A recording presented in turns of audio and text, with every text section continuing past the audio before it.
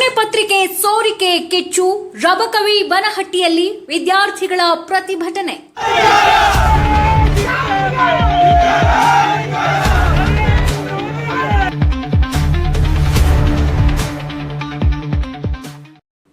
ದೇಶಾದ್ಯಂತ ಸತತವಾಗಿ ನಡೆಯುತ್ತಿರುವ ಸ್ಪರ್ಧಾತ್ಮಕ ಪರೀಕ್ಷೆಗಳ ಪ್ರಶ್ನೆ ಪತ್ರಿಕೆ ಸೋರಿಕೆ ಪ್ರಕರಣ ಈಗ ದೇಶವ್ಯಾಪಿ ಬೃಹತ್ ಪ್ರತಿಭಟನೆಗೆ ಕಾರಣವಾಗಿದೆ.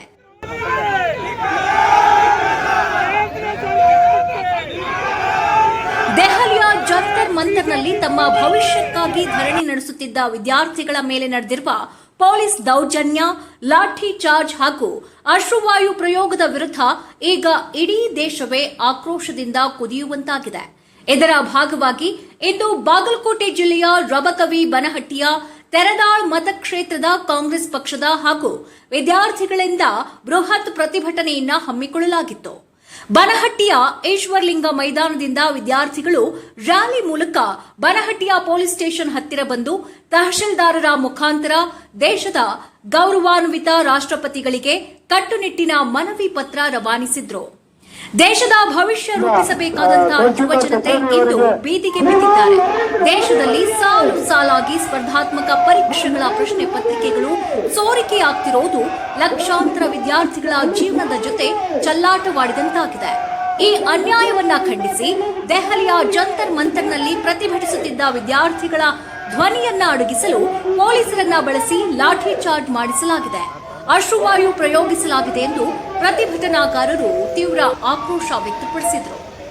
ಕೇಂದ್ರದ ದುರ್ಬಲ ಆಡಳಿತವೇ ಇದಕ್ಕೆ ಪ್ರಮುಖ ಕಾರಣ ಎಂದು ಆರೋಪಿಸಿರುವ ತೆರದಾಳ್ ಮತಕ್ಷೇತ್ರದ ಹೋರಾಟಗಾರರು ತಾಲೂಕು ತಹಶೀಲ್ದಾರರ ಮೂಲಕ ರಾಷ್ಟ್ರಪತಿಗಳಿಗೆ ಮನವಿ ಸಲ್ಲಿಸಿ ಕೇಂದ್ರ ಸರ್ಕಾರದ ವಿರುದ್ಧ ನೇರ ಸಮರ ಸಾರಿದ್ದಾರೆ.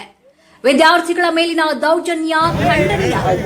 ದೆಹಲಿಯಲ್ಲಿ ಜಂತರ್ ಮಂತರ್ನಲ್ಲಿ ನಡೆದಿರುವ ಲಾಠಿ ಚಾರ್ಜ್ ಹಾಗೂ ಅಶ್ರುವಾಯು ಪ್ರಯೋಗವನ್ನ ತಕ್ಷಣವೇ ತನಿಖೆಗೊಳಪಡಿಸಬೇಕು. ಈ ಎಲ್ಲ ಅಕ್ರಮ ಹಾಗೂ ಅನ್ಯಾಯದ ನೈತಿಕ ಹೊಣೆ ಹೊತ್ತು ಪ್ರಧಾನಮಂತ್ರಿ ನರೇಂದ್ರ ಮೋದಿ ಹಾಗೂ ಕೇಂದ್ರ ಶಿಕ್ಷಣ ಸಚಿವ ಧರ್ಮೇಂದ್ರ ಪ್ರಧಾನ್ ಅವರು ಕೂಡಲೇ ತಮ್ಮ ಪದತ್ಯಾಗ ಮಾಡಬೇಕು. ಒಟ್ನಲ್ಲಿ ಪ್ರಶ್ನೆ ಪತ್ರಿಕೆ ಸೋರಿಕೆ ಪ್ರಕರಣ ಮತ್ತು ದೆಹಲಿಯಲ್ಲಿ ವಿದ್ಯಾರ್ಥಿಗಳ ಮೇಲಿನ ದೌರ್ಜನ್ಯದ ಕಿಚ್ಚು ಈಗ ಕರ್ನಾಟಕದ ಮೂಲೆ ಮೂಲೆಗೂ ಹಬ್ಬಿದೆ. ಈ ಸಂದರ್ಭದಲ್ಲಿ ತೆರದಾಳ್ ಮತಕ್ಷೇತ್ರದ ಕಾಂಗ್ರೆಸ್ ಮುಖಂಡರು ಹಾಗೂ ಸಾವಿರಾರು ವಿದ್ಯಾರ್ಥಿಗಳು ಸೇರಿ ಪ್ರತಿಭಟಿಸಿದರು. ಈ ಸಂದರ್ಭದಲ್ಲಿ ಪೊಲೀಸ್ ಸೂಕ್ತ ಬಂದೋಬಸ್ತ್ ಒದಗಿಸಲಾಗಿತ್ತು. ಪ್ರತಿನಿಧಿ Dilip S Kamble, just Karnataka TV, Bagalkot. ಕೇಂದ್ರ ಸರ್ಕಾರದ ಒಂದು ಶಿಕ್ಷಣ ನೀತಿಯ ವಿರುದ್ಧವಾಗಿ ಇಡೀ ದೇಶಾದ್ಯಂತ ಇವತ್ತು ಯುವಕರೇನು ಎದ್ದೇಳ್ತಾ ಇದ್ದಾರೆ. ಆ ನಿಟ್ಟಿನಲ್ಲಿ ನಾವು ಕೂಡ ಇವತ್ತು ತೇರದಾಳ್ ಮತಕ್ಷೇತ್ರದಲ್ಲಿ ಎಲ್ಲ ಶಾಲಾ ಹಾಗೂ ಕಾಲೇಜ್ ಯುವಕ ಯುವತಿಯರನ್ನ ವಿದ್ಯಾರ್ಥಿಗಳನ್ನ ಒಳಗೊಂಡು ಪಕ್ಷದ ಎಲ್ಲ ನಾಯಕರು, ಪದಾಧಿಕಾರಿಗಳು, ಕಾರ್ಯಕರ್ತರ ಸಮ್ಮುಖದಲ್ಲಿ ಇವತ್ತು ಕೇಂದ್ರ ಸರ್ಕಾರದ ಈ ಮಲ್ತಾಯಿ ಧೋರಣೆಯನ್ನ, ಈ ನೀತಿಯನ್ನು ನಾವು ವಿರೋಧಿಸ್ತೇವೆ. ಇದನ್ನು ತೀವ್ರವಾಗಿ ಖಂಡಿಸ್ತೇವೆ.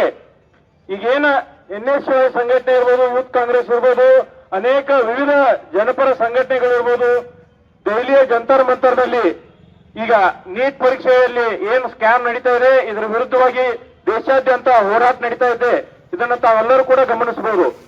ಇದನ್ನು ಪ್ರಶ್ನೆ ಮಾಡಿ ಪ್ರಧಾನಮಂತ್ರಿಗಳ ಮನೆಗೆ ನಿನ್ನೆ ಮುತ್ತಿಗೆ ಹಾಕಲು ನಮ್ಮ ಭಾರತ ದೇಶದ ಲೋಕಸಭೆ ವಿರೋಧ